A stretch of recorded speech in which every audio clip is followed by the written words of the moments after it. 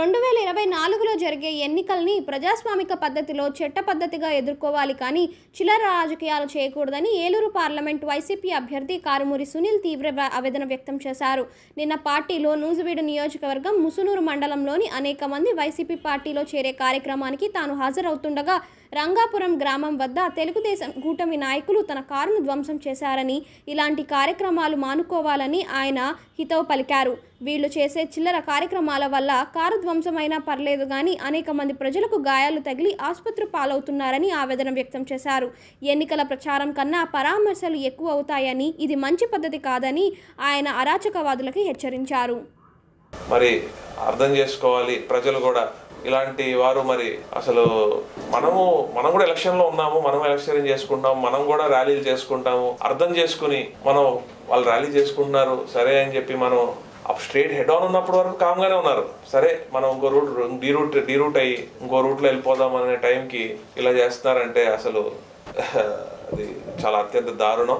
అసలు మా వాళ్ళు కూడా తిరగబడితే మళ్ళీ అక్కడ నష్టపోయేది ఎవరు? నాయకులుగా మేము బాగానే ఉంటాం, ఒక సామాన్యంగా నష్టపోతాం. ఒక చదువుకున్న వాడిగా, కామన్ సెన్స్తో ఆలోచించేవాడిగా ఆలోచించి ప్రజలు ఇబ్బంది పడకూడదనే ఒక విషయం వల్లే మనం ఇలా ఉన్నాం. కాబట్టి లేకపోతే అక్కడ నా కోసం అక్కడ 150 కుటుంబాలు మరి తెలుగుదేశం పార్టీని జాయిన్ అవడానికి వెయిట్ చేస్తున్నారు కాబట్టి మరి వెళ్ళాల్సి వచ్చింది. కానీ ఇది మాత్రం కరెక్ట్ కాదు.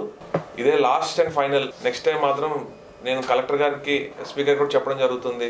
మేము తగ్గుతున్నాం, నెక్స్ట్ టైం ఇలాంటి రిపీట్ అయితే బాధ్యులు కలెక్టర్ గారు, మరి ఎస్పీ గారు, డిఎస్పీ గారు వాళ్ళే చూసుకోవాలి. ఎందుకంటే మా వాళ్ళు ఎంతసేపు అని ఓపిక పడతారు, మా మాట కూడా వినట్లేదు వారు. కాబట్టి కలెక్టర్ గారు, ఎస్పీ గారు దీని మీద ఇలాంటి వారి మీద ప్రత్యేక దృష్టి పెట్టాలి. మరి శాంతి భద్రతలకు విఘాతం కలిగించే వారి మీద మరి ప్రత్యేకంగా చూడాలని కంప్లైంట్ కూడా ఇవ్వడం జరుగుతుంది.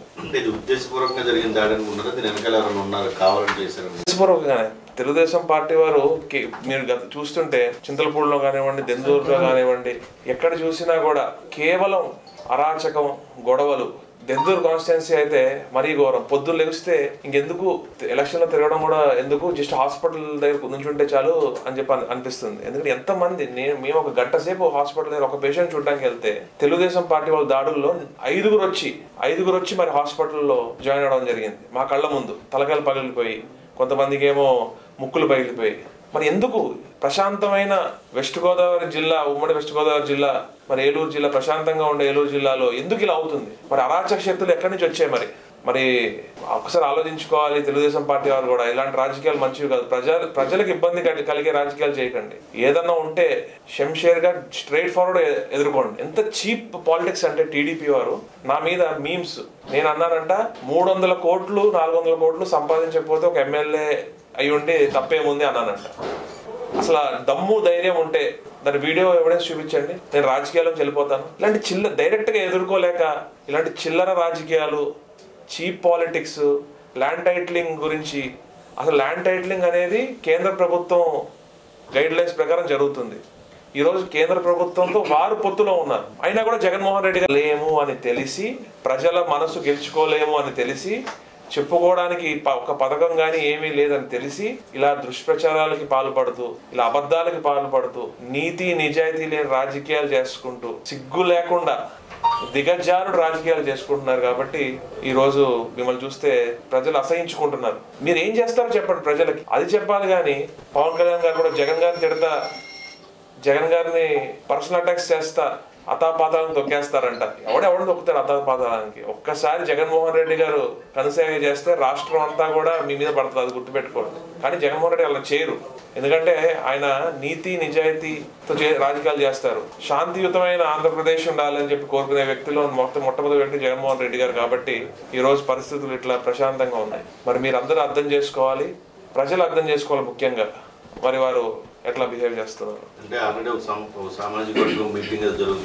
తప్పకుండా. మరి నాయకులు ఎట్లా బిహేవ్ చేస్తారో కార్యకర్తలు కూడా అట్లానే ఉంటారు. ఇప్పుడు మేమైతే ఎక్కడ కూడా ఎవరిని రెచ్చగొట్టము, మా పని మేము చేసుకుంటూ ముందుకెళ్ళిపోతూ ఉంటాం అంతే తప్ప ఒకరు రెచ్చగొట్టే పనులు మనం చేయము. కానీ వారు మాత్రం అలా కాదు, రెచ్చగొట్టే మాటలు. ఇప్పుడు లోకేష్ గారు ఏమంటున్నారు, ఎన్ని కేసులు పెట్టించుకుంటే అంత పెద్ద పదవి ఇస్తానంటున్నారు. మరి అలాంటి గైడెన్స్ లో ఉన్న కార్యకర్తలు ఇలాంటి చిల్లర పనులే చేస్తారు కానీ మంచి పనులు ఎందుకు చేస్తారు? ఉన్నారు, అక్కడే ఉన్నారు కదా. మరి ఎంపీ క్యాండిడేట్ అక్కడే ఉన్నారు, మా ఆయన పుట్ట మహేష్ యాదవ్ అక్కడే ఉన్నారు.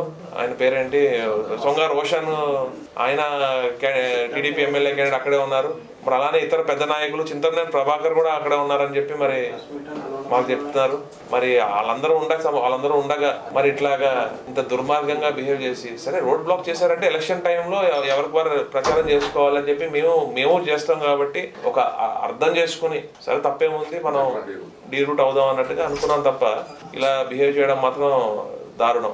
నేను చెప్తున్నాను, నా కోసం అప్పటికే ఫోన్ల మీద ఫోన్లు కొడతా ఉన్నారు. లేడీస్ అందరూ వెయిట్ చేస్తున్నారండి, లేడీస్ అందరూ మిమ్మల్ని కలవడానికి వెయిట్ చేస్తున్నారు, మళ్ళీ పనులకి ఇంటికి వెళ్ళాలి, కొంచెం తొందరగా రండి అని చెప్పి నాకు అక్కడ కాటరపాడు గ్రామం నుంచి ఫోన్ వస్తుంది. కాబట్టి మహిళలు ఉన్నారు, 150 కుటుంబాలు జాయిన్ అవుతున్నాయి. కాబట్టి నా మనసులో వాళ్ళు ఉన్నారు కాబట్టి నా వల్ల వాళ్ళు ఇబ్బంది పడకూడదు. కాబట్టి అయినా మనం తగ్గి ఒక మెట్టు తగ్గినా కూడా మనం తొందరగా వెళ్ళి మనం అక్కడ జాయినింగ్స్ చేసుకుని వారితో కొంత సమయం గడపాలని చెప్పి మనం వెళ్ళడం జరిగింది. వెళ్ళేసరికి ఆల్మోస్ట్ 9:20 అయింది. అక్కడికి వెళ్ళేసరికి ఆ ప్రోగ్రామ్ పూర్తి చేసుకుని మరి వచ్చి మరి పొద్దున్న మిమ్మల్ని అందరినీ పిలవడం జరిగింది. వాళ్ళందరూ వాళ్ళ స్టేటస్ లో పెడుతున్నారు, వాళ్ళు ఫేస్బుక్ లో పెట్టుకున్నారు ఈ వీడియోస్ అన్ని.